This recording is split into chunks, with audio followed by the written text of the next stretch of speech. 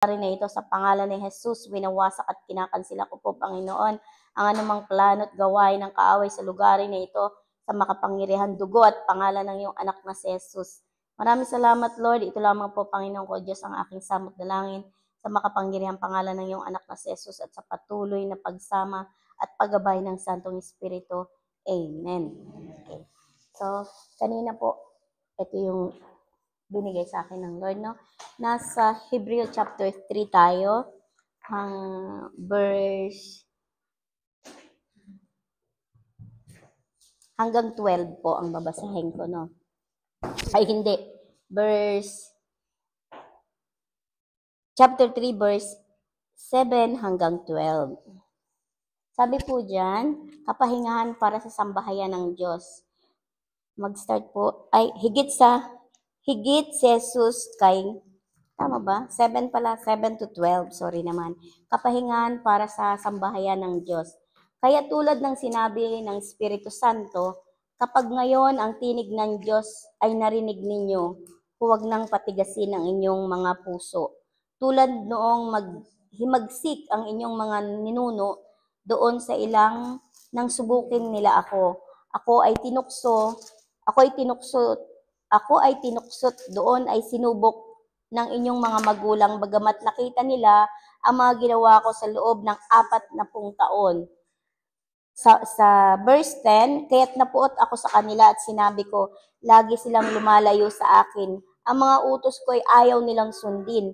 At sa galit ko, ako ay sumumpang hindi nila kakampi ng kapahingahan sa aking ipinangakong lupain. Verse 12, mga kapatid, ingatan ninyong huwag magkaroon ng sino man sa inyo ng pusong masama at walang pananampalataya na siyang maglalayo sa inyo sa Diyos na buhay. Sa halip, magpaalalahanan kayo araw-araw habang ang panahon ay matatawag pang ngayon. Huwag upang walang sino mang madaya sa inyo ng kasalanan at sa gayoy maging matigas ang puso. Amen. Hallelujah. Umabot ako sa 30, no? So, napakaganda po nung word na binigay sa atin ng Panginoon. Sabi ng Panginoon dyan, kapag ngayon ang tinig ng Diyos ay narinig ninyo, huwag na ninyong patigasin ang inyong puso. Imagine niyo po, ang araw-araw binibigyan po tayo ng Panginoon ng chances, ng pagkakataon na magbago, na mapakinggan yung salita ng Lord. Di ba na it is a privilege for us na tayo, sabi nga, hindi na tayo mga bulag, kundi binuksan na ng Lord yung ating mga mata na para makita natin yung katotohanan talaga na this is the high and right time na kailangan na talaga natin mag-repent. Repent. Surrender. Diba? Hindi yung surrender ka tapos re-retreat ka. Walang ganun, diba? Kasi napakaswerte po natin, mapalad tayo. Ang dami-daming tao sa labas. Ang dami-daming kaluluwa na nangangailangan ng kaligtasan. Pero tayo, mapalad na tayo. Pinili ng Panginoon, tinawag sa ating mga pangalan. Imagine niyo po mga kapatid, sa pangalan tayo tinawag ng Lord, hindi dun sa mga kasalanan na nagawa natin, di ba? So, habang may pagkakataon na binibigay ang Panginoon na binibigyan ka ng chances ng Lord na lumapit, tanggapin ng Panginoon Diyos bilang ating Panginoong Diyos na tagapagligtas, bakit hindi natin gawin? Habang may may pag-asa pa. Kasi hindi na natin alam kung kailan, kung papaano, saan, anong oras, araw ba o gabi, anong minuto. Sabi nga ng Lord, di ba, sa isang kisap mata. Imaginein mo yung pagpurap mo lang, ganun kabilis na darating ang Panginoon sa hindi nating inaasahan na sitwasyon at pagkakataon. So, di ba, habang may pagkakataon pa tayo, pag tinawag ka na ng Lord, di ba, na huwag ka na mag-urong sulong. Mapalad yung mga mag-e-encounter, this coming encounter, mapalad kayo. Kayo yung mga sinasabi ng Panginoon diyan na kapag tinawag kayo ng Lord, huwag niyo nang tanggihan. Diba? Kasi ito na yung pagkakataon na binigay sa inyo ng Panginoon na ayan na, diba? Ang iba diyan, kita nyo naman, ang dami-daming tao sa labas, pero kayo ay mapalad na pinili. Diba? Huwag nating sayangin yung pagkakataon na binigay ng Diyos sa atin na lumapit sa Kanya. Repent, yung mga kasalanan natin yung kita nyo yung nangyayari sa kapaligiran. gera dito, gera doon, mga dilubyo na nangyayari. Yung mga yon, imagine niyo yung iba namatay doon pero nakilala kaya nila yung Diyos? 'Di ba? Sabi nga pag namatay ka dalawang bagay, dalawang lugar lang yung pupuntahan natin, walang purgatorio, walang pahingahan. Pag namatay tayo, saan ba tayo pupunta? 'Di ba? So habang may pagkakataon, then gawin na natin ngayon. Sabi niyan, ingatan ninyong huwag magkaroon ng sino man sa inyo ng pusong masama at walang pananampalataya. Sa verse 12 po yan. Ingatan ninyong huwag magkaroon ng sino man sa inyo ng pusong masama at walang pananampalataya na siyang maglalayo sa inyo sa Diyos na buhay. Diba? Amen mga kapatid. Kung salamat sa Panginoon na binigyan niya tayo talaga ng pangunawa na maintindihan natin yung nais niya. Na kagaya nga po nung sabi ko, ang dami, di ba, araw-araw sa pagising natin, it's a chance. Natulog ka kinabukasan uli, it's another chance. Every day is a chances na binibigay ng Lord sa atin na lumapit, na magsisi sa mga kasalanan natin, na tanggapin natin ang Diyos bilang ating Panginoon at tagapagligtas. Kasi hindi lahat nabibigyan ng pagkakataon. Di ba? Yung iba, namamatay na lang, na hindi nakilala ang Lord. Natutulog na lang. 'Di ba? Nakakalungkot ako talaga sa totoo lang kapag ka naghahayo kami. Ang unang-unang nakakalungkot sa akin na pag may hinahayo tayo na alam niyo parang takot na takot sa atin. Takot na takot sa atin na naghahayo tayo kasi alam mo yung lalo na pagka yung tinatanggihan nila yung salvation na binibigay na ibababa natin sa kanila. Nakakalungkot kasi tinatakbuhan nila yung kaligtasan, yung pagkakataon na binibigay sa kanila ng Panginoon na ma-receive nila yung kaligtasan na natanggap din natin. Katulad nga po yung testimony ko lang yung nahayo namin yung nababaan namin ng salvation dito sa Hilton nung naghayo kami. Ang bilis-bilis ng takbo ng dalawang babae, nakasalubong namin si Kuya. Ay, saan kayo pupunta? Habulin nyo, ang bilis talaga maglakad ng dalawang babae.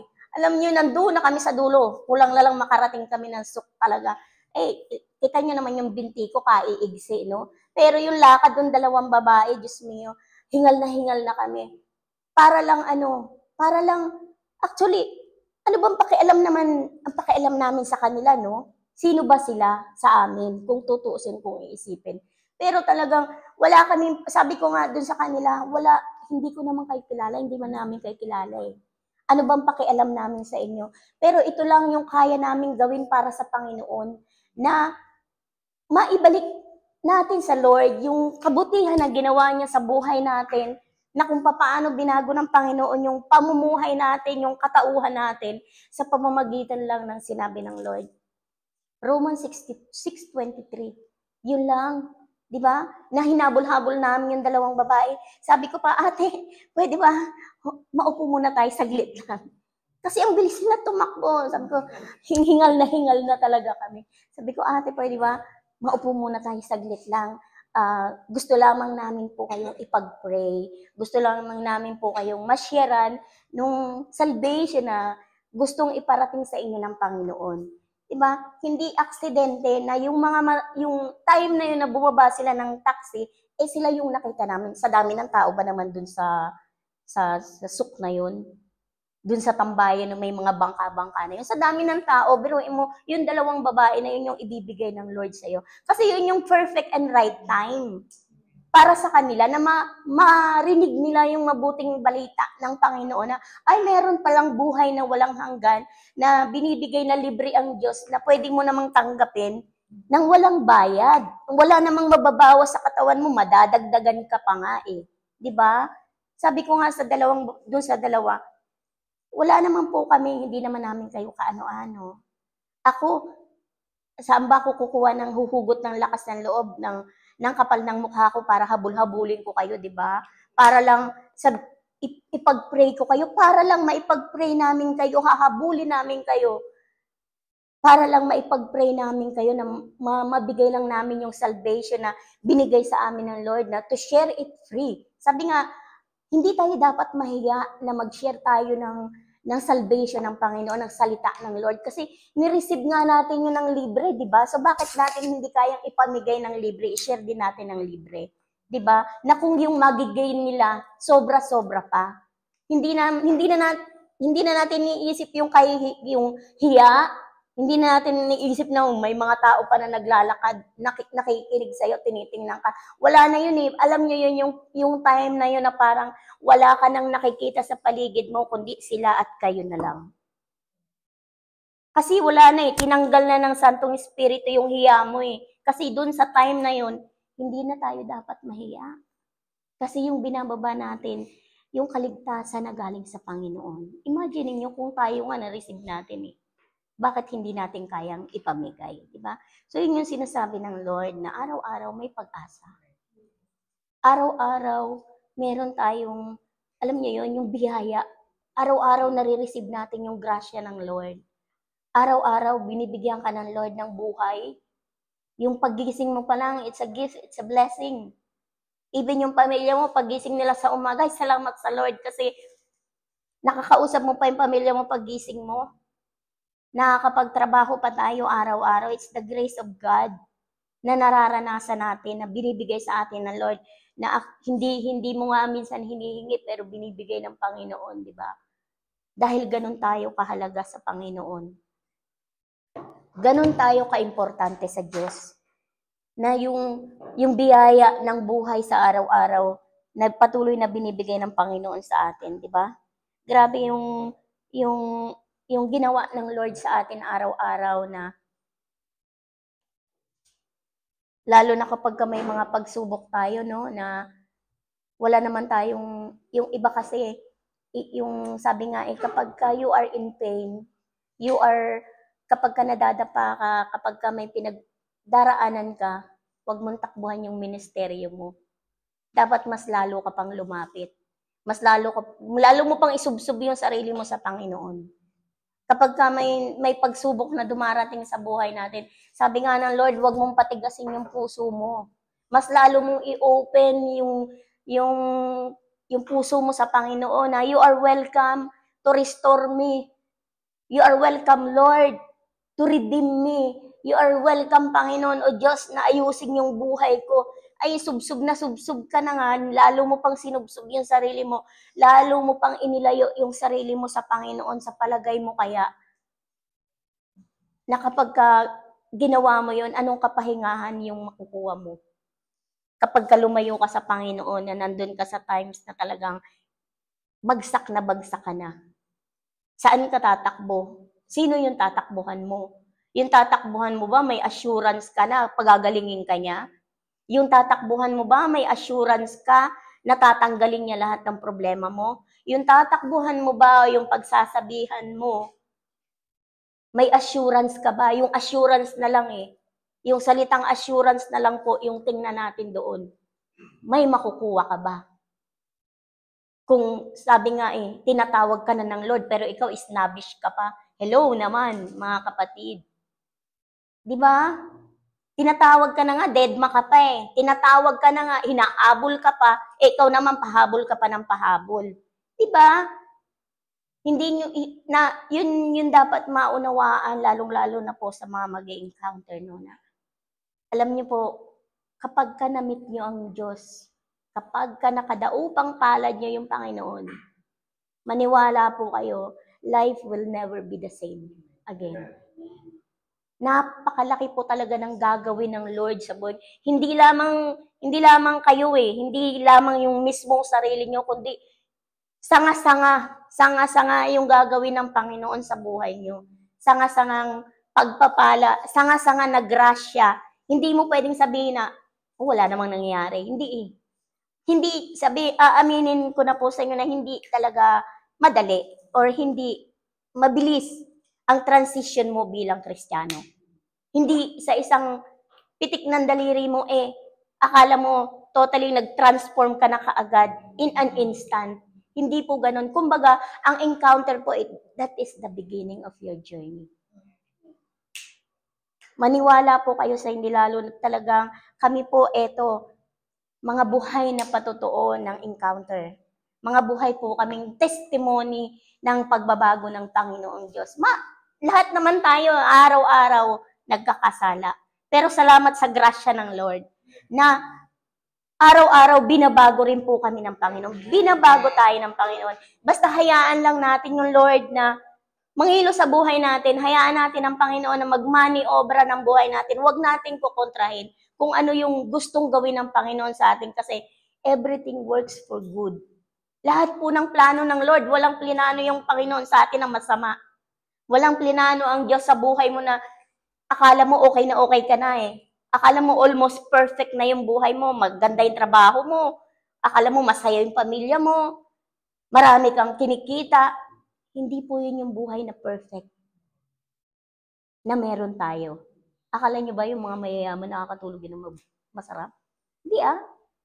Mas masarap pa nga minsan yung tulog ng mahirap kahit nasa banig eh. Di ba? Akala lang natin yun kasi yun yung nakikita ng mga mata natin.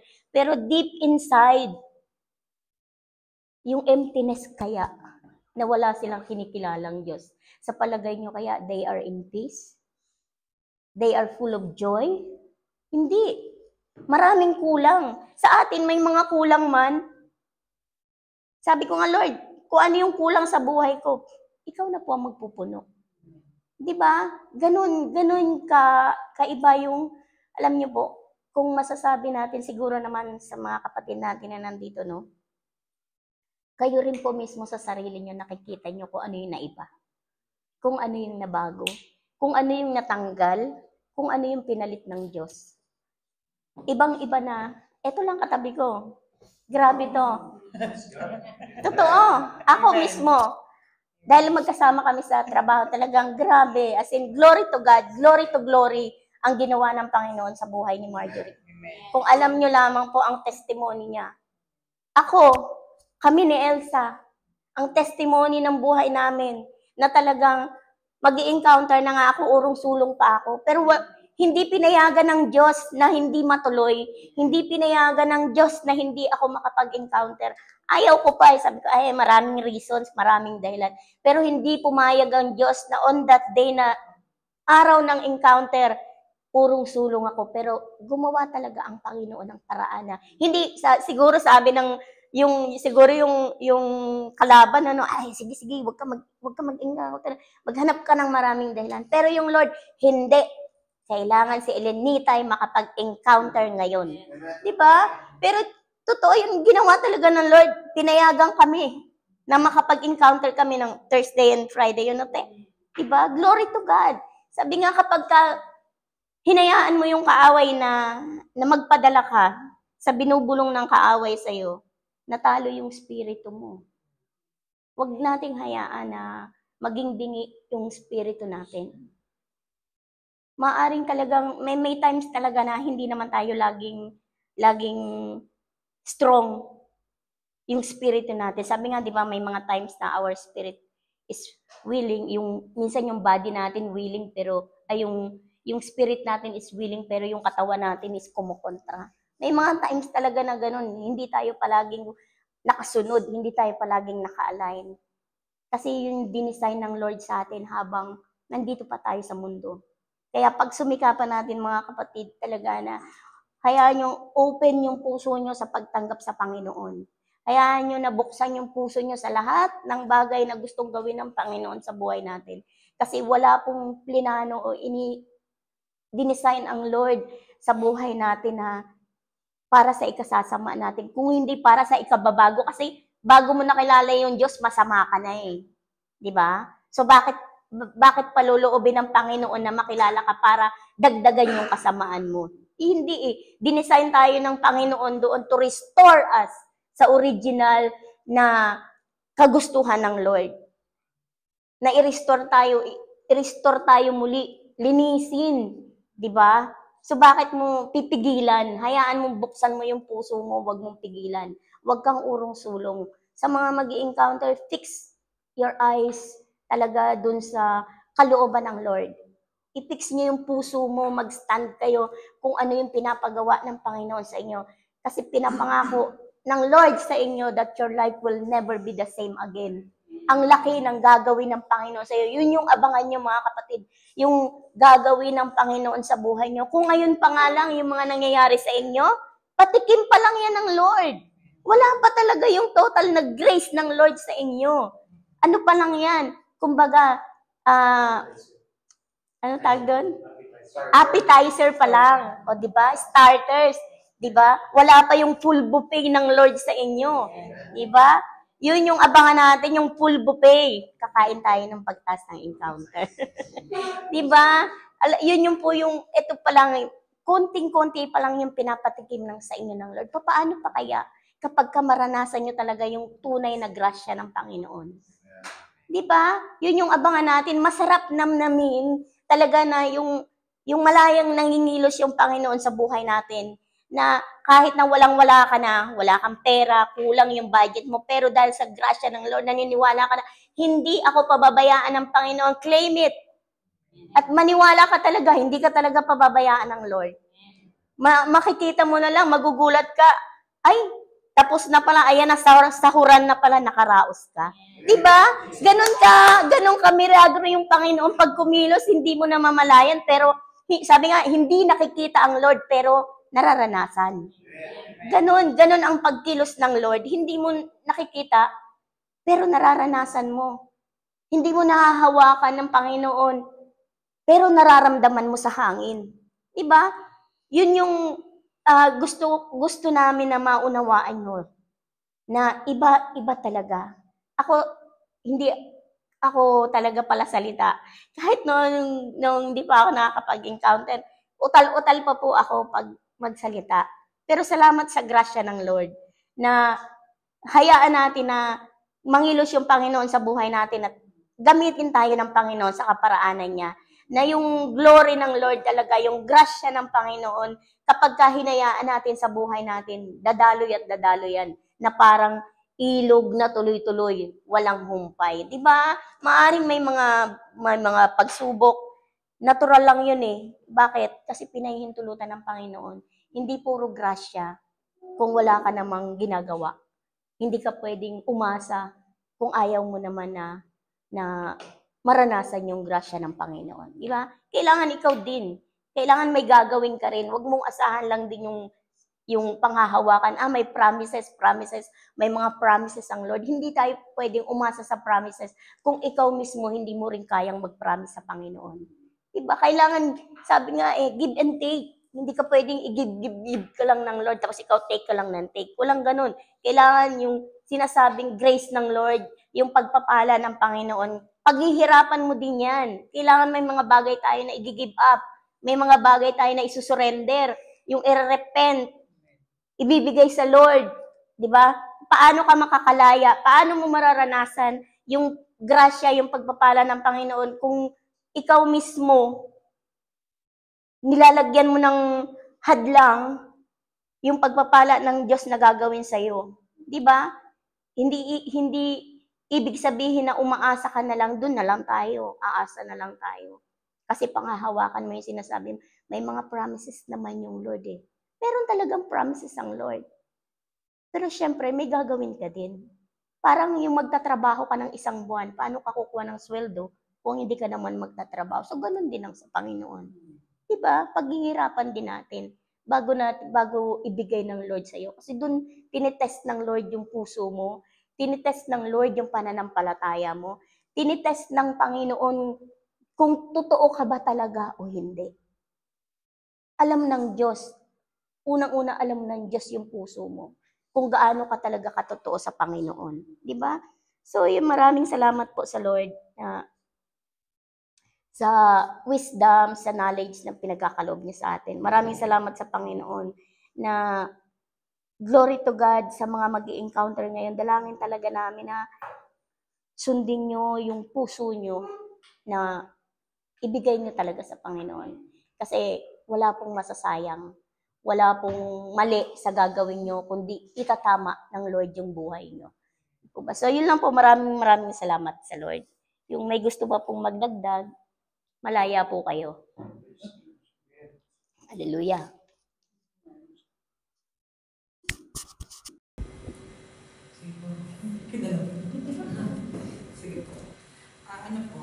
it's a great reminder to us po. Ito po ay isang paalala sa atin na ingatan natin huwag maging masama at huwag mawalan ng pananampalataya sa Panginoon. Then sabi ko din dito, hindi na ito ang panahon para mag-backslide sa malikod. But this is the day na magpasalamat at bumalik sa Kanya. Sabi ko dito, huwag natin hayaan tumigas ang mga puso. Kapag tinawag na tayo ng Panginoon, tinawag ka niya at pinili ka niya. Tapos, parang ano din siya, relate din siya sa devotion kanina. Yung senior ko, yung sa Ephesians 4:23-24 na sinulat ko doon bagong simula. Tapos sabi ko sa devotion ko na, ano talagang Lord, sabi doon sa Ephesians 4:24, sabi niya kasi, magsimula po tayo sa 22. Sabi po doon, iwan na ninyo ang dating pamumuhay, bubarin na ninyo ang inyong dating pagkatao na nasisira dahil sa masasamang pagnanasa. Number 3 po, magbago na kayo ng diwa at pag-iisip. Sa 24 po, dito po talaga yung nagano sa akin na, at ang dapat niyong isuot ay ang bagong pagkatao na nilikha kalarawan ng Diyos at nahahayag sa matuwid at banal na pamumuhay ayon sa katotohanan. Di po ba? Kasi sabi dito sa 7 na may tinawag ka ng Diyos. Ano yung sabi sa Hebrews 7? Kapag ngayon, kaya tulad ng sinabi ng Espiritu Santo, kapag ngayon ang tinig ng Diyos ay narinig ninyo, sa huwag ninyong huwag pabigasin ang inyong. So, lahat naman po tayo dito nakarinig ng salita ng Diyos, diba? Kaya po tayo nagpatuloy. So, ang ano lang sa akin dito na, binigyan na tayo ng Panginoon ng bagong simula. Binigyan na tayo ng Lord na kung saan siya na yung pinaglilingkuran natin, na kung saan sumusunod na tayo sa Kanya, bagong simula kung saan ayaw na niyan ng kasalanan, at bagong simula na kasama mo siya. Diba? Kasi po, araw-araw tayo binigising ng Lord.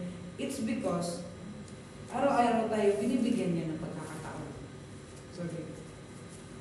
Sabi ko nga dito na mas maganda na, mas mabuti na magsimula kaysa magpatuloy sa mali. Sa mali na iaalapin ka na,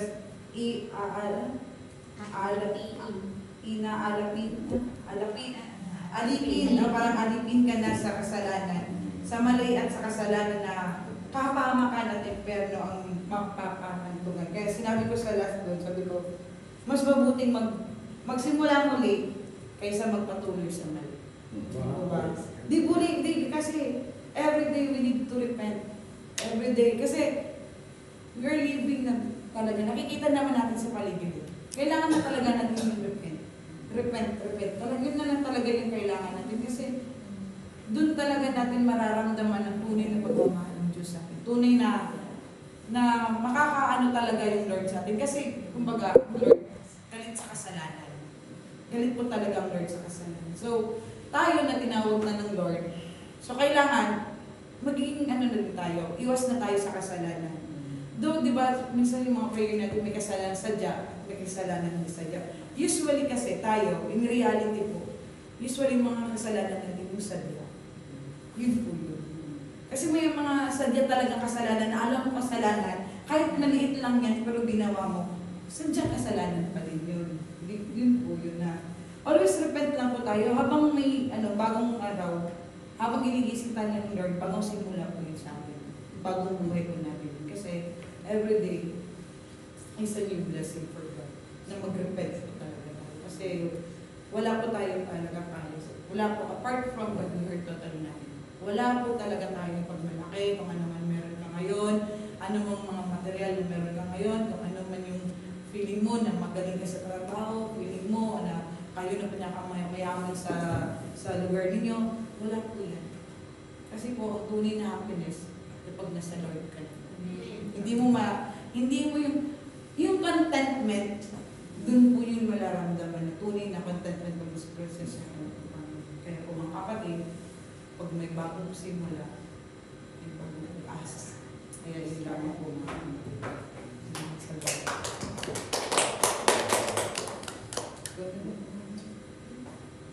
Yes.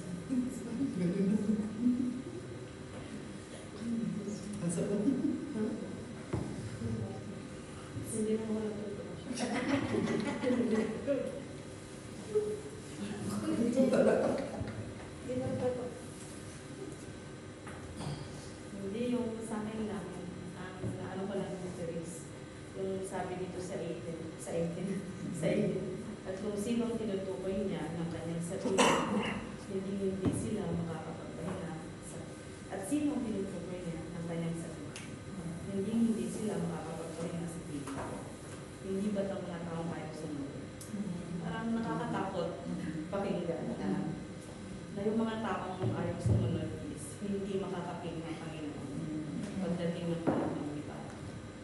So, yun lang yung ano ko na nakakatakot na ayaw natin sumunod. Kasi, gaya nga kanina yung i-share ko lang yung devotion ko kanina. So, tapos hoping yung kay Gideon na hindi naman kasi nasusukat sa dami. Yung parang hindi nasusukat sa dami yung pagsuserve sa Lord. Yung parang, kasi sa una, di ba, gano'n sila karami. Pero hindi sila napili eh. Imagine from 22,000, naging 300 lang yung pinili ng Lord. So, sa sobrang dami, hindi kasi gaya nga ng sinasabi ng ating mga leaders na it's not about the quantity, it's about the quality ng pagsaserve natin sa Lord. So, matira yung matibay hanggang sa huli, di ba? Parang matira yung matibay hanggang sa dulo. Kung hanggang kailan yung kaya natin. Kung makakasama ba tayo doon sa mga 300 na napili ng Lord, di ba? So, syempre, dalangin natin na kasama tayo doon. Pero syempre, dapat may gagawin din tayo para maging isa tayo sa kanila. So, para makapili natin ng Lord, di ba? Kasi, gaya nga sa sinabi niya dito na hindi natin siya makakapiling kung hindi tayo susunod sa Kanya. So, salamat sa Lord na sa mga kaunawaan na natututunan sa pagpaprocess, every time na narito at least lumalawak yung kaalaman, nagkakaroon ng, gaya nga dati, sabi ko nga sa asawa ko, akala ko dati, meron kang peace pag meron kang life insurance. Makakatulog ka. Kasi di ba gano'n ang inaano nila? Once ka may life insurance ka, safe na yung mga maiiwan mo, safe na yung pagtanda mo. Hindi pala gano'n. Nung nakilala ko yung Lord, sabi ko, hindi pala life insurance yung ano. Yung ano natin, yung magbibigay sa atin ng peace. Amen. Sabi ko, magbibigay pala sa atin ng peace, yung makilala lang talaga natin yung totoo, yung katotohanan, di ba? So, salamat sa Lord na nagkaroon kami ng pareho, di ba? Salamat sa Lord na meron kami noon at nandito yung Lord. Siyempre yung Lord yung pinaka-sentro. Salamat sa Lord na nandun na kami sa point na yun. Salamat. Thank you, Lord. Yun lang po.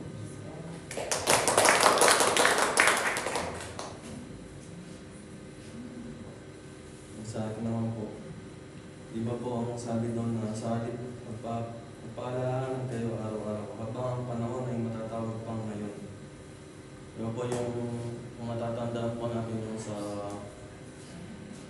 post-encounter po yata yun, o SOL 1, di ba po yung now is faith and hope, our Lord and Savior Jesus Christ. Kaya sabi nga po, kapag tinawag ka na, yun po yung simula na sabi na, yun yung simula ng iyong pananampalataya na pagkaroon ka ng pag-asa sa ating Panginoong Jesucristo. Diba po? Yun po yung narinig natin na lahat ng ating gagawin, iyan pala natin sa ating Panginoong Jesus. Diba po? Na, kasi pag doon ka nakatuon sa pag-asa natin, na nananampalataya ka na may second coming, at least parang na ano ka pa, na lagi kang na-stir up, na doon ka nakafocus sa paggawa ng matuwid o ng tama na nanaayon sa kanyang kalooban. Kaya hindi ka maliligaw o hindi ka matatalisod man. Kasi doon ka nakaangkla sa kung ano man napapag-aralan natin, kung ano natutunan natin sa mga salita ng ating Panginoon. Sabi nga po, ngayon ang araw ng humingi ng kapatawaran, ngayon ang araw ng paggawa ng mga matuwid, ngayon ang araw ng pagtalikod sa mga makamuntong bagay. Ilang po. Itagal po.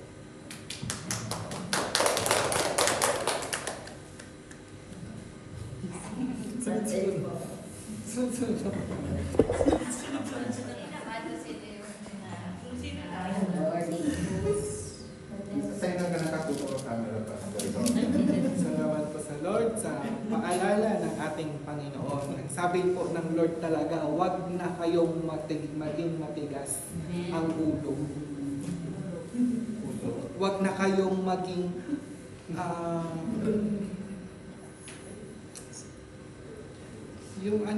yung makulit. Makulit, pasaway, talong-talong. Yun na huwag kayong maging matigas ang ulo. Aantayin niyo pa ba na magalit ang Panginoon? Ang galit ng Lord, sabi niya, ako ay sumumpang hindi nila kakamtin ang kapahingahan sa aking ipinangakong lupain. Huwag po nating antayin yun, mga kapatid. This is a warning, it's a reminder. And na sabihin mo nga sa katabi mo, kapatid, kapag ako ay nakakalimot, paalalahanan mo naman ako. Amen? O, sino pa po ba yung mapapaalalahanan? Kundi tayo na. Amen? At idadagdag ko lang din po, sabi po sa Psalms 97, verse 10 to 12, mahal ni Yahweh ang lahat ng namumuhi sa masama. Siya ang nag-iingat sa buhay ng mga lingkod niya. Sa kamay ng mga buktot, tiyak na ililigtas niya. 11, sa tapat ang pamumuhay ay sisinag ang liwayway. Sa dalisay namang puso mag-aari kagalakan. Kayong mga matuwid kay Yahweh ay magalak. Sa banal niyang pangalan, kayo'y magpasalamat. Amen? So, talagang yun naman po yung pinakarema sa akin ng Lord. Huwag nang maging matigas ang ulo. Huwag mo nang, pag narinig mo na sinabi ni Lord na wag na. Diba? Pag sinabi ng Lord na forgive na. Amen? Huwag na makipag-argue. Ayoko nga. Diba? So, itest mo yung attitude mo din. Ayaw mo naman sigurong maranasan yung wrath ng Lord. Amen? Kaya nga may chances habang nasasabi mo pa at natatawag mo pa na ngayon ang araw, ngayon. Now is the start. Amen? Forget the past. Now is the start to move forward. Amen? So yun lamang po. To God be all the glory. Amen. Salamat. Sige po. Paikot na daw po si Pai. Salamat.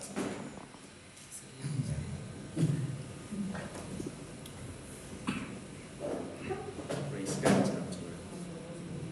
So, katulad nga po nung napapag-aralan natin habang binibigyan tayo ng buhay o ng hininga, binibigyan tayo ng pag-asa.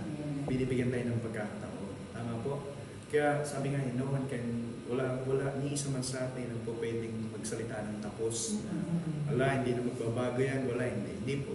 Kasi, bakit tinuruan tayo na huwag mag-judge? Sabi nga po, kauna-una, kasi hindi ka naman judge. Diba? Hindi naman tayo mayroon pong maghuhukom dyan at ang Panginoon ko yun. So,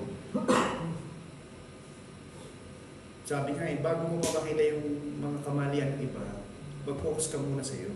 Kasi may pinapagawa din ng Lord sa iyo. Tama? May pinapagawa din ng Lord sa atin. Salamat po sa Panginoon na kung bakit sinasabi ng Lord po yan is napaka-realistic, diba? Napaka-practical na ang tao, kasi bakit daw po tumitigas yung puso, bakit daw tumitigas yung ulo? Alam niyo po, hindi naman yun talagang literal o natural na naging matigas ka agad puso mo, naging matigas ang ulo mo. Ano po yun? Kung ang kabutihan is a process, pagiging matigas ang ulo at pagiging matigas ang puso, it's a process din. Process din po yun. Hindi ka kaagad nagising bukas nang matigas ka agad ang puso mo o nang matigas ang ulo mo. Kaya sinasabi niya, kapag narinig mo na yung pagkilos ng Panginoon, yung tinig ng Diyos, huwag mo nang tigasan yung ulo, yung puso. Bakit daw po? Tumitigas ang puso ng tao sa pagsuway. Tumitigas ang puso at ulo. Kaya tayo nasasabihan na matigas ang ulo. Kasi nga, palagi tayong sumusuway. And yung pagsuway po na yun, hindi yun in public na ganito eh. Kasi lahat ngayon, nandito tayo sa church, lahat tayo masunurin. Lahat tayo mababait. Ang testing niya, kapag ikaw na lang mag-isa. Kapag wala na nakakakita, wala na nakakilala sa'yo na Kristiyano ka. Yun ang test doon. Kaya kung ano yung ginawa mo in your private, magmamanifest yun. Yun matigas ang puso, yun yung matigas yung ulo. Maging maingat tayo doon sa kung ano yung finipid natin sa isip natin, sa puso natin. Dahil napakalaki ng factor po nun na makapagpatigas ng ating puso o makapagpatigas ng ating isipan. Kung mula umaga hanggang hapon, ang lagi mo lang pinapakinggan is praise and worship, about preachings, there's no such thing na magiging matigas na matigas ang puso mo. Tama? So, again, sabi ko nga, process yun. Kapag ka po, sinusuway natin, lagi sinasabi ng Biblia, do not quench the Holy Spirit, do not grieve the Holy Spirit. Kapag ka tinuturuan tayo ng Holy Spirit, sabi ko nga po, in your private life, anong ginagawa mo? Hindi sa kanila, hindi sa kanila. Binitin na natin yung pang binabaliwala natin. So, yung mga maliliit, sabi nga, do not, ano tawag doon? Huwag mong mamaliitin yung maliliit na steps. Ganon din yun. Huwag mong mamaliitin yung mga maliliit din na pagsuway. Kasi wala pong nag-start ng malaki kagad. Again, process po yan. Dahil sa pagsuway mo, the Holy Spirit na binigay sa atin, tatlo yung ginagawa po ng Holy Spirit. It convicts us in our sin. It convicts us to live a life in righteousness. And it tinuturuan tayo na may pagdating na ng paghukom. In other words, may judgment na mayroon ng nanalo. And napanalo na ng Panginoon na tayo on the winning side na. Kaya hindi ka nagpapatuloy para manalo. Actually, panalo ka na kapag nagpapatuloy ka. Malaking kaibahan po noon, no? Lagi mo ilagay sa isip mo. Kaya nga sabi ng 1 Thessalonians 5:17-18, lagi ka na magpasalamat sa Diyos sapagkat ito ang kalooban niya. Now that you are in Christ Jesus, sapagkat panalo na. Sabi mo sa katabi mo, panalo ka na. Ito yung warning. Ito yung warning. Huwag mo lang tigasan ng puso. Huwag mo lang titigasan ng puso. Walang iniwan po yun na sa Holy Spirit maihalit tulad natin sa ating mga magulang pag inuutusan tayo, kapag nire-review tayo, anong ginagawa natin? Ang mahirap kasi doon, nagkakaroon na ng yung familiarity. Di ba, no? So, yung respeto nawawala na. Kaya sabi nga po, kapag naging ganun na, kapag patuloy tayo nagsusuway, tumitigas na yung puso natin, tumitigas na yung ulo, mayroon pang isa po doon, kumakapal na po yung mukha natin. Lahat po yan, magmamanifest. Matigas na yung, pag matigas ang puso, makapal ang mukha. Pag matigas ang ulo, ganun din. Tama po? Nakuha nyo? Kasi kapag naman malambot ang puso mo, nagiging mahiya ka sa paggawa ng masama. Sabi nga, kung gumagawa, ang dapat mong ikahiya is yung paggawa ng masama. Kaya kapag po, nagpatuloy po yung gano'n na sinasabi ng Panginoon, patuloy tayong i-review ng Diyos, patuloy tayong pangingilusan ng Panginoon. Pero kapag narinig mo na yung tinig ng Diyos, huwag ka na naman magmalaki. Huwag mo na naman tigasan ang iyong puso. Kaya nga po, kapag po nagkaroon na ng matigas ang puso po, ano pa man, ang pinaka-root po nun is yung pagiging panalo. Yung pride. Kaya sabi, sa pagmamataas, tumitigas ang puso, pero sa pagpapakumbaba, lumalambot ang puso. Ang tao may matigas ang puso, palalo po yan, o mapagmataas po yan. Pero ang tao may malambot na puso, mapagpakumbaba po yan. Kaya this is an impartation of discernment sa bawat isa sa inyo. Yung makakasama nyo kapag po makapal o matagmatik, kapag po palalo po yan ang pagmataas, one thing for sure, matigas po ang puso niya. Pero kapag po ang taong makakasama mo is mapagpakumbaba, malambot po ang puso niya. Amen? Paano natin napapalambot ang ating puso? Of course, sa pagsunod sa Panginoon. Sabi nga, di ba? Kaya kapag narinig mo siya, sumusunod ka, unti-unti. Mayroon kahit pa paano, may nire-review ka. Hindi ko gagawin yan. You are punishing your disobedience by your obedience to the Lord.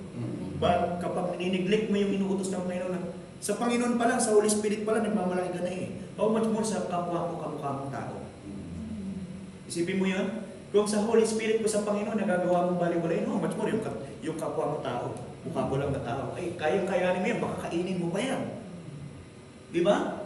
Kaya again, sabi nga po ng Panginoon, kapag narinig nyo na, if you hear the voice of the Lord, huwag mo nang tigasan yung puso. Sabi ko para na lang tayo nagpapaligsahan na kung sino mas matigas ang puso Nagpapaligsahan na lang tayo, tamo hindi mapansinin na, tamo hindi. Parang patigasan ang puso, nangyayari. Pero hindi dapat ganoon. Kasi ang lahat na nagmamataas, ibinabagsak. Sabi nga ni ni Ma'am Ruby sa nabasa niya, talagang paano ka naman papaitulutan ng papasok doon? Eh, I do believe walang pride doon. Ang kauna-unahan may pride sa creation is none other than Lucifer. Kaya nga, Lucifer, ang pagkapangalan niya, he is full of wisdom, the perfection of beauty. Pero nagkaroon siya ng pride, binagsak. Tama po? Pero yung nagpapakumbaba, itinataas. At walang ibang nagmodelo na nagpakumbaba, kundi ang Panginoong Hesus. Kaya nga sabi sa Philippians chapter 2, sa kanyang pagpapakumbaba, na pagamat susundin niya yung hanggang sa cross, hanggang sa kanyang kamatayan, binigyan siya ng Diyos ng pangalan that is above every name. So mga minamahal, nasa sa inyo po yan. Kapag ka po tayo nagmatigas at naging palalo, ibabagsak tayo ng Diyos. Pero kung tayo po ay magpapakumbaba at magpapatuloy na sumunod sa Panginoon, itataas ka ng Panginoon. Kaparangalan ka ng Diyos. Sabi nga po, di ba, wala sa yaman, wala sa karakyaan o ano man. What if, isipin nyo to, po pwedeng maging mayaman na kasama sa presensya ng Diyos? I do encourage each one of you ngayon na hindi lamang dapat na wala tayong pera, wala tayong yaman, tapos basta may presensya ng Diyos. Mali po yun. Po pwede yun po na nananagana ka na mayroong presensya ng Diyos. Amen. At sabi nga, hindi masamang maging mayaman, hindi masamang maging managana. And I do believe yun ang kalooban ng Diyos sa atin. That all may be well, sapagkat ang nais ng Diyos, tapikin mo yung katabi mo, ay maging daluyan ka. Amen? Pero hindi po natin magagawa yan kapag tayo palalo, may matigas na puso. Magiging daluyan ka naman yan ng sama ng loob. Magpusbos ng sama ng loob yung mga kasama mo. Tama? Pero kapag malambot ang puso mo, doon pa lang nabibless na yung kasama, nabibless na yung mga kasama mo. Tama? Bless ako sa iyo. Napaka-humble mo. Hindi naman po. Praise God. Salamat po sa Diyos. Again, nagumpayan mo na, nagawa mo na kahapon, nakaraaling doon, nakambuhan. I am here to encourage you. Be consistent. Be consistent. Magpatuloy tayo. Sabi nga po dito, sapagkat tayong lahat ay kasama ni Kristo sa gawain, kung mananatiling matatag hanggang wakas ang ating pananalig na ating ipinakita nung tayo unang sumampalataya. In other words, be consistent. I do believe and I do appreciate and encourage yung mga nagawa niyo po. And salamat po sa Panginoon. But here I am, kung ang pagsisisi ay ngayon, ganun din. Faith is now. Amen? Yung mga nagawa mo noon, pas na yun, tapos na yun eh. Yung testing na yun. Bukas, panibagong test. Kaya patuloy lang tayo. Amen? Patuloy lang tayo magpa-encourage at magpa-ikayat or magpagabay sa Panginoon. Kapag nagugulumihanan ka, sundin mo yung mga, even nga, ito nga, isang verse lang po na minsan nakakalimutan natin. Minsan, tinetempt ka ng demonyo na, hindi ka naman nakakasunod sa kalooban ng Diyos. Hindi ka naman nakakasunod sa kalooban ng Diyos. Minsan, mayroong ganun eh, no? May guilt, may fear, may shame. But here I am to encourage each one of you. Just close your eyes. At isipin mo yung kabutihan ng Diyos na ginawa sa iyo. Even yung simpleng pag-iingat, simpleng pagkakaloob, yung simpleng mga, at alalahanin mo yung mga pinalangin mo na sinasagot na ng Panginoon. Yung iba yakap-yakap mo na nararanasan mo na. At sa pagbukas mo ng iyong lapit, o pwede po ba na magpasalamat kang galing sa iyong puso at galing sa iyong isipan? Maraming salamat po. Alam niyo po ba na sa simpleng act lamang po na yun, nakakasunod ka sa kalooban ng Diyos? Ang sabi po ng 1 Thessalonians 5:17, magpasalamat ka sa Diyos sa lahat ng pagkakataon. Amen? Kaya huwag mo isipin na hindi ka nakakasunod. Sa simpleng magpasalamat sa Diyos, nakakasunod ka. Palaguin pa natin ang ating pagsunod. Amen? All the glory belongs.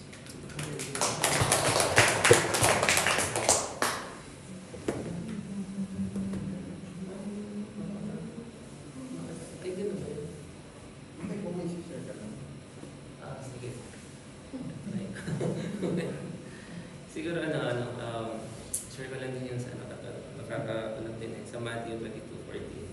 Sinasabi na when you were called, you are chosen. Siguro dito sa Hebrew, sa gospel na yung is a reminder for everyone. I assume naman lahat na tayo nakapag-experience ng presence ni Lord, love, and peace. So, ito yung reminder sa atin na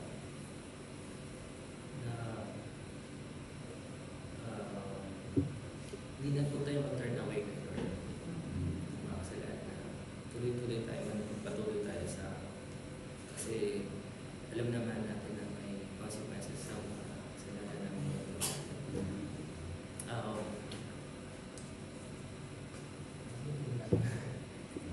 yun.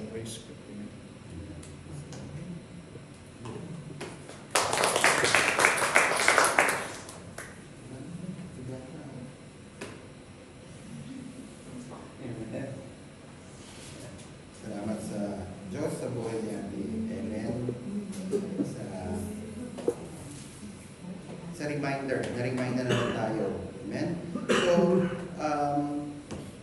i-relate ko lang yun sa noong topic natin sa last Friday, di ba?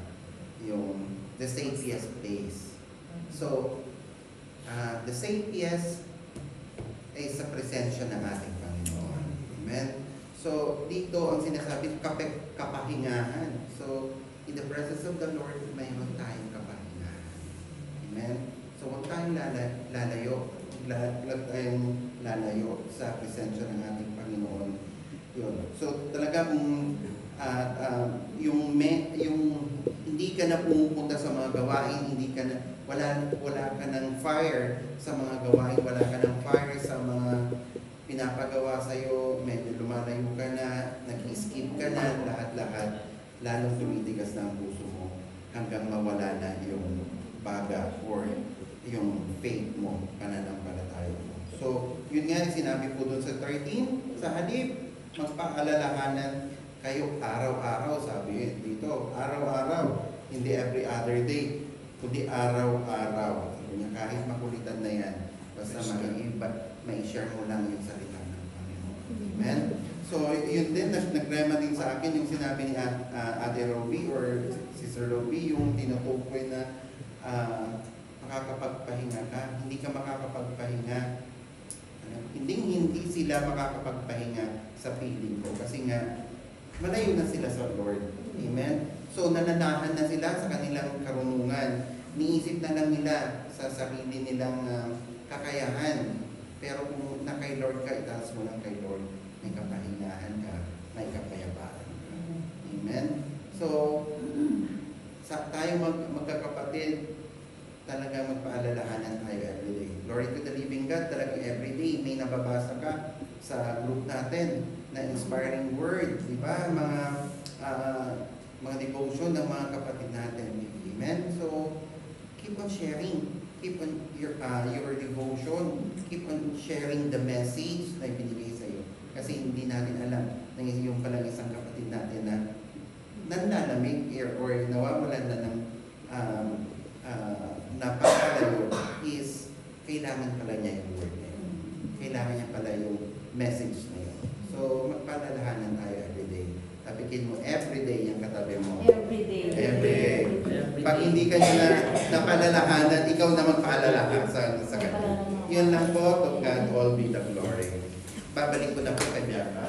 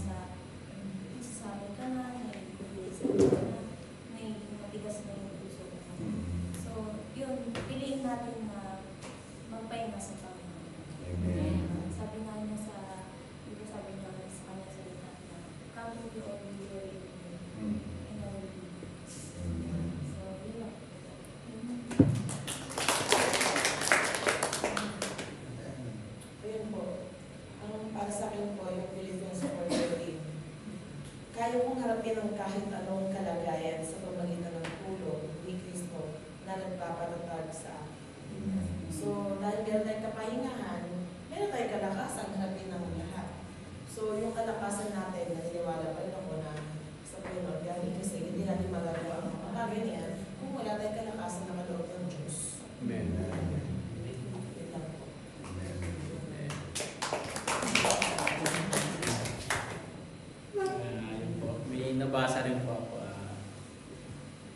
sakto lang din sa topic natin ngayon.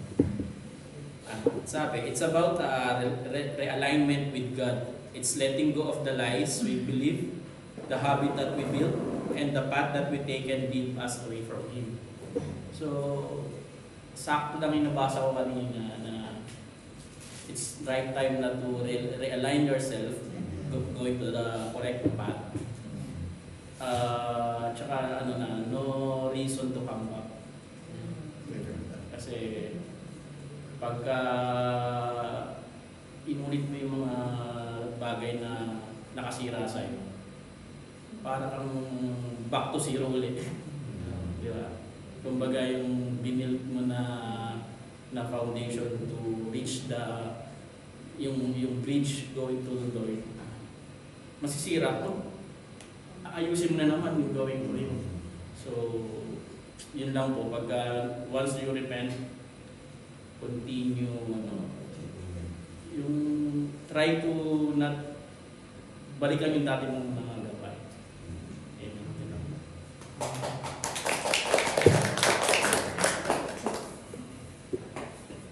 Ate Jazz? Okay lang. Wala. Ako po, unang-una po, salamat po sa buhay na binigay sa akin ng Lord at sa buhay po natin lahat.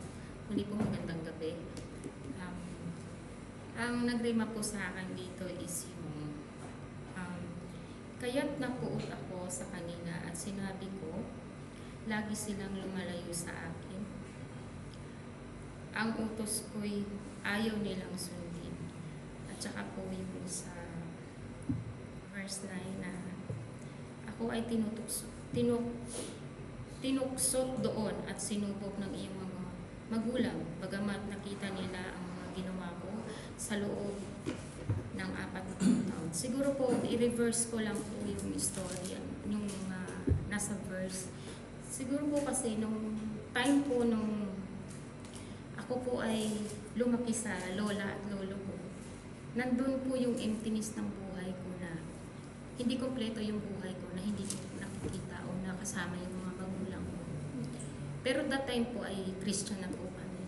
So, nataniman na ako ng salita ng Diyos na kahit na mayroong mga sinasabi na mga unbelievers na ay hindi, wala kang nanay, wala kang tatay, yung tatay mo nalunod sa sabaw, yung nanay mo nalunod din sa sabaw.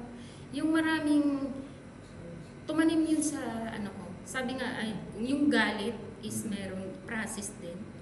So ako siguro dumaan din ako sa ganung proseso. Pero meron ding part sa buhay ko na dahil may tanim na ako ng salita ni Lord, hindi naman siya nabuo na maging hit ako doon sa pangyayari na wala akong kinagisnan ng magulang. Kasi yung pagmamahal na ibinigay naman sa akin ng lola at lolo ko is higit pa sa magulang na magulang na mayroon ako. Siguro kung sila ang nakasama ko, magulo din yung buhay. Kasi hindi sila masaya sa isa't isa. Nakikita ko yung kamalian siguro nila. Pero doon kasi sa pinagdaanan ko doon sa lola at lolo ko, napuno ako ng pagmamahal na itinanim nila sa akin. So yung puot or process ng galit is hindi tumanim sa akin. Bagkus, naging way ko siya para magpatawad at unawain yung sitwasyon na meron sila. Hanggang sa naging taon yun, namit ko yung tatay ko. Siguro 10 years old ako or 11, may kasama siyang ibang pamilya. Tapos, yung nakasama niya po, true to life story na lang po ito. No? Pero, doon po kasi sa words po kasi is, nagrima po kasi sa akin. Kaya, naiyak ako. Yun po. Hindi ako gusto nung kinasama niya. Tapos, sinasaktan ako. Duman po ako sa gano'n na, alam mo yung dos por dos po nakahuli. Pinapalo niya po sa akin. Tapos, kasi sa galit niya kasi hindi niya matanggap na may anak yung papa ko sa una. Tapos, yung lagi kong sinasabi sa sarili ko na, Lord, kung ito yung way mo para makasama ko yung tatay ko, pero meron namang suffer na pagdadaanan, huwag niyo po sanang hayaan na magtanim ako ng galit. Kasi ayoko po na kalakihan niyo. Gusto ko po kung ano yung itinanim sa akin ng mga taong kinagisnan ko na pagmamahal at pagtuturo nila sa akin, sa salita mo. Kasi maaga po nag-mature yung isip ko eh. Kasi dahil sa mga pinagdaanan ko, wag po sanang magkaroon ako ng galit sa puso ko. Tapos, doon po ako nag-start din na, kasi umalis kami ng lola ko, then, taon bago po nangyari, dekada po. Ang lagi kong prayers kay Lord na sana matagal mo man ibigay sa akin. Alam ko buhay pa yung mga tao na dapat makilala ko, makasama ko. Makita ko sila sa tamang panahon na ipagkakaloob. At nangyari po yun. Matagal man po pero ipinagkaloob niya sa akin. Hindi po niya ako binigo. Kaya para sa akin, wala po akong galit sa puso. Kasi, sabi po ng lola ko, lagi kang magpakumbaba kasi may puso kang magpakumbaba. Kasi si Lord nasa puso. So, after nun po, na-meet ko yung mga kapatid ko for the 3 decades, 2 decades. Mga ganun po, 3 decades po. Na-meet ko yung mga kapatid ko sa pangalawang asawa ng father ko, saka sa pangatlong asawa ng father ko. At, ako po yung anak sa una. Ako lang po. Ako lang po mag-isa. Overall po yung siblings ko ay 7 kami. Yun po ay kasama dun si Harold sa pangatlong pamilya. Tapos po, yung kapatid ko naman na babae, sister ko siya sa pangalawang family ng father ko. Tapos ako lang po yung nag-iisa sa una. Then after po, bago po ako mag-abroad ng Abu Dhabi, for 36 years nga po, na-meet ko naman po yung mother ko. Kasi pinag-pray ko po talaga yun. Talagang 36 years po. 36 years? Talagang pinag-pray ko po yung talaga na, Lord, bago man lang po mawala sa mundo yung nanay ko, kung buhay pa po siya, ibigay niyo po yung kahilingan ko para makilala ko man lang siya, makilala ko yung pamilya niya kasi yun nga, hindi may asawa na daw, balita, may pamilya. Pero thanks God po kasi yung mother ko at saka yung mga kapatid ko sa kanya, yung buong family ko sa Mindanao is nasa ganito po. Lahat po sila Christian po. Kaya po, mas lalo po akong naging blessed. Kasi hindi ako pinabayaan ni Lord na nung pinagdaanan ng ibang tao, imaranasan. Although na dumaan ako sa ganung proseso, yung puso ko naman, puno naman ng pagmamahal para sa kanila. Sa Cagayan de Oro po at saka sa Davao. Mga Lunggakit family at saka yun, Hingpit family. Tapos yung ang pinaka-blessed pa po kasi 2018 ako umuwi ng Pilipinas. 2018 din umuwi yung tita ko na pastor at pastora sa Chicago, Illinois. So, sila po ang leader ng LICP, Life Church International sa Chicago. So, mayroon po Life Church. Kasi sila na yung pumunta doon sa amin na taga-Chicago. Life Church. Nag-mission po kasi sila. Yun, mag-asawa sila, no? May Life Church kasi sa amin. Tapos naimbitahan sila doon sa La Union. Doon sila nag-encouragement sila. Nag-mission kasi sila. So, that time, noong 2018 na umuwi ako ng province namin sa Cagayan. First time ko pong umuwi ng Cagayan noon. As in po talagang, alam niyo po yung sinasabi po doon sa isang verse sa natin na yung dalawang anak na humingi ng mana sa tatay. Yun po. Pag uwi ko po ng Cagayan, sobra po. Naghanda sila ng bonggang-bongga. Nagkatay sila ng baboy, ng baka. Punong-puno po yung isang ano po namin street. Para lang po sa pagsalubong sa akin. Hanggang po sa umiyak ako. Kasi 1 week lang ako dun eh.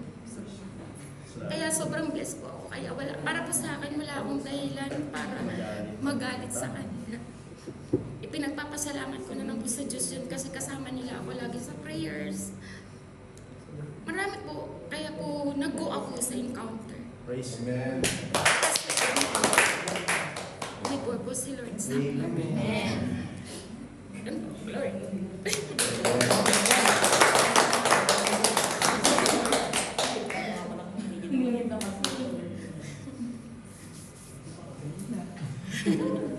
Eh na po. Lumingin. So sabi niya kasi po sa 7 po, kaya tulad ng sinabi ng Espiritu Santo, kapag ngayon ang tinig ng Diyos ay narinig ninyo, huwag patigasin ang iyong mga puso.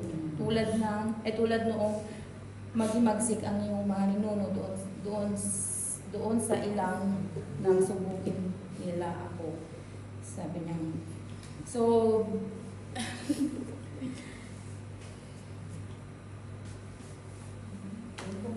So, pag narinig na natin yung bulong ng Holy Spirit na huwag po natin patigasin ang ating puso.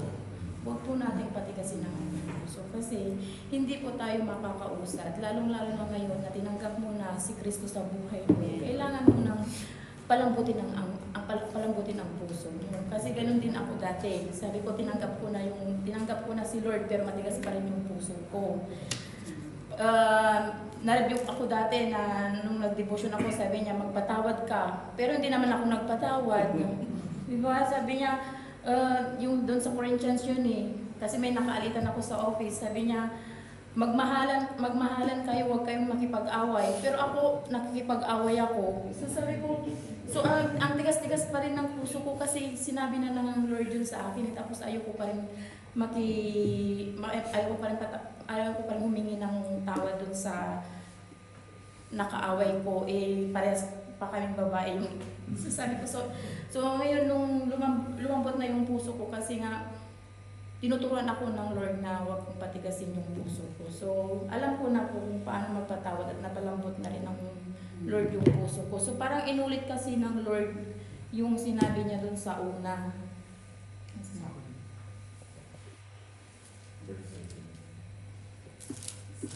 Yung panglas na sabi din niya doon.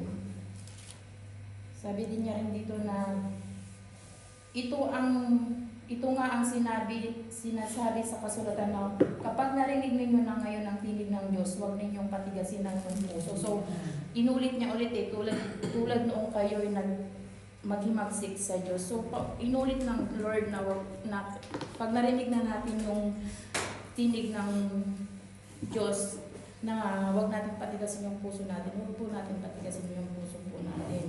And yun nga po na pinaalalahanan din tayo ng Lord na kung may mga kapatid po din po tayo na nanghihina, ay siya rin po natin palalahanan at palakasin din po. Yun nga din po yung ginagawa din po ni Kuya Edward na every morning na nagsisend siya ng verse of the day. Kasi doon kasi natin nababasa yung mga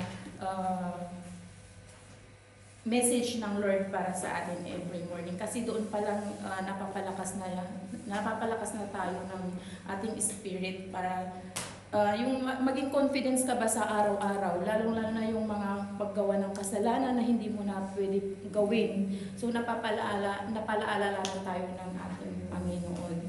So yun lamang po yung ko po. Kasi kung hindi po tayo marunong magpatawad at lagi nating pinapatigas ang ating puso, hindi po talaga po tayo hindi talaga tayo makakapagpahinga sa piling po ng ating Panginoon.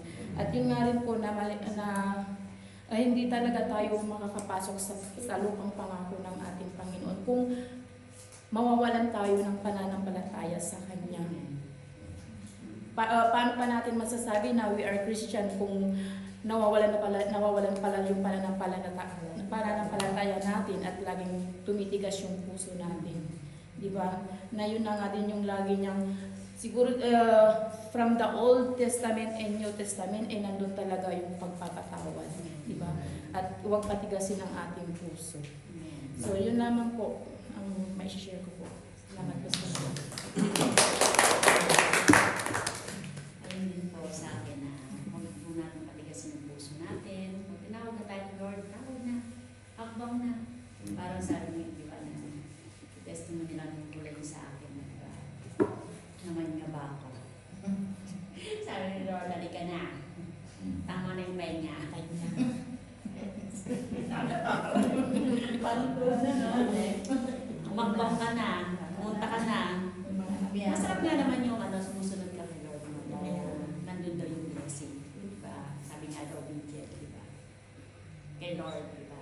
Sabi nga daw, hindi ka naman sumusunod sa tao eh. Hindi ka naman sumusunod sa mga pastor mo. Siyempre, sundin mo rin ang pastor mo. Pero una mong susundin ang Lord, diba? Kasi, kung susunod ka lang sa tao ka lang nakatingin. Mas maganda pong sundin ang Lord, diba po? Yun, sabi nga daw, patigas ng puso yun. Salamat sa Lord. At salamat din sa mga, sabi diba, magpalalahanan kayo. Yun nga po, salamat sa Lord sa mga kapatid na nagpapaalala na sa bawat araw na dumadaan, magpapalakasan tayo, diba po? Kasi kung walang ganito na pagtitipon, manghihina ang pananampalataya. Pero saka isa pa po yung marunong po tayo magpatawad. Kasi hindi naman po tayo patatawaran ng Lord kung mismo tayo, hindi tayo marunong magpatawad, di ba po? Masarap nga po yung magpatawad, di ba? Dahil nakakatulog ka ng mahimbing eh. Kasi kapag hindi ka marunong magpatawad, di ba? Yung may galit sa'yo, or may galit, yung ginagalit na sarap ng tulog, ikaw hindi ka makatulog, di ba? Mas masarap talaga yung magpatawad. Kasi masarap, masaya, di ba? Lumalakad ka ng may ngiti sa labi, di ba? Nakakarap ka sa kahit sino kanino pa man, di ba? Saka encourage ka pa, di ba po? Yun nga po, magpatawad po tayo sa mga magkakasala sa atin dahil nga po malapit na dumating ang Lord. Kaya huwag naman po tayo napunta na bumalik pa tayo sa dati natin ginagawa. Yun lamang po, yung magpatawad po tayo at magpa-lakas, tawag yan? Palalahanan. Palalahanan mo ko kaya. Yun, salamat po sa mga tao at sa mga kapatid at salamat po sa mga leader natin na matyaga talaga sa mga kapatid. Salamat po, Lord of God.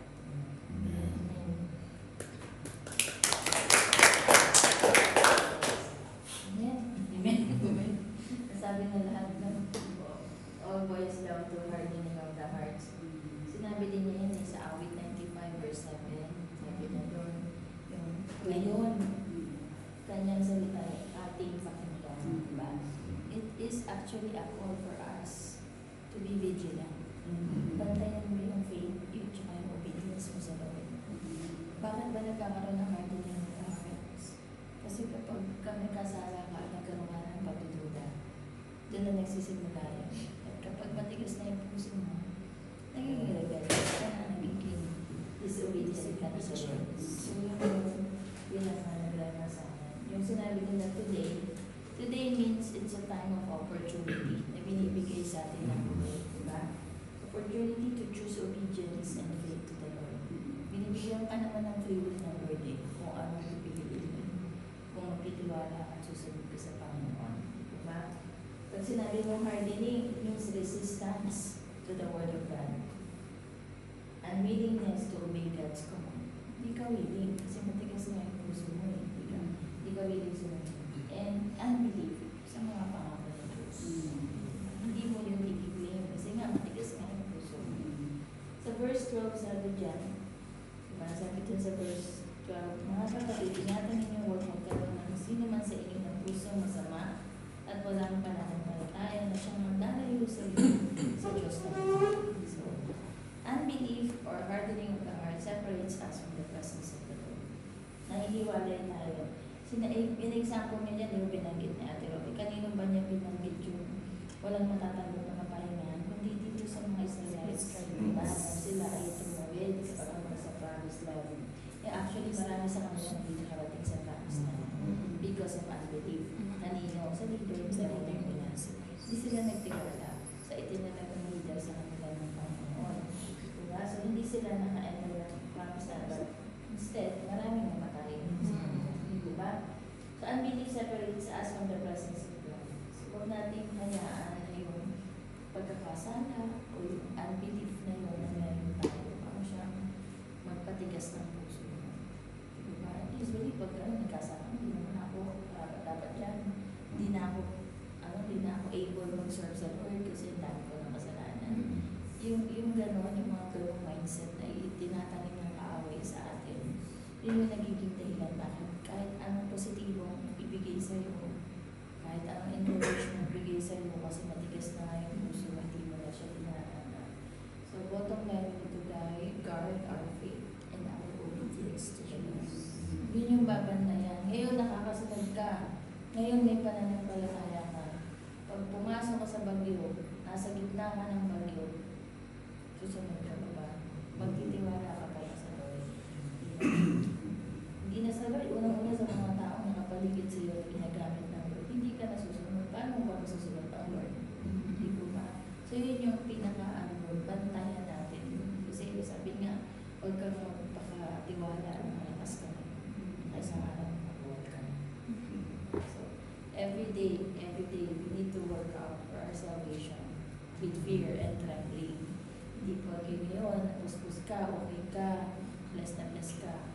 What if tomorrow meron ka lang